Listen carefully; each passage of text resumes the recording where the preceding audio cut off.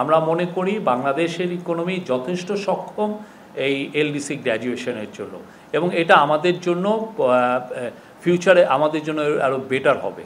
আমাদের যারা manufacturing company আছে, আমাদের সার্ভিস সেক্টর আছে, সব সেক্টরের জন্য এটা ভালো বার্তা বয়ে নিয়ে আসবে। আপনার মনে আছে 2005-এ আপনার মাল্টিফাইবার অ্যারেঞ্জমেন্ট এটা যখন ফেজ আউট হয়, যে পুরো কোটা ফ্রি ওয়ার্ল্ডটা যখন চালু হয় এই গার্মেন্টসের ক্ষেত্রে, তখন কিন্তু অনেকগুলো থিঙ্ক ট্যাঙ্ক এই টাইপের কথা বলেছিলেন যে বাংলাদেশের গার্মেন্ট ফ্যাক্টরি থাকবে না, বাংলাদেশের অন্যান্য কোনো ফ্যাক্টরি থাকবে না, গার্মেন্ট ফ্যাক্টরি পুরো ধ্বংস হয়ে যাবে এই টাইপের। কেননা এর আগে বাংলাদেশ একটা কোটার একটা প্রোটেকশন পেত, কিন্তু দেখেন 2005-এ যখন কোটা ফ্রি ওয়ার্ল্ড হলো গার্মেন্টসের ক্ষেত্রে, বাংলাদেশ কিন্তু বেনিফিটেড হয়েছে। বাংলাদেশের গ্রোথ আরও অনেক খুব দ্রুতভাবে হয়েছে বাংলাদেশের এই গার্মেন্টসের এক্সপোর্ট।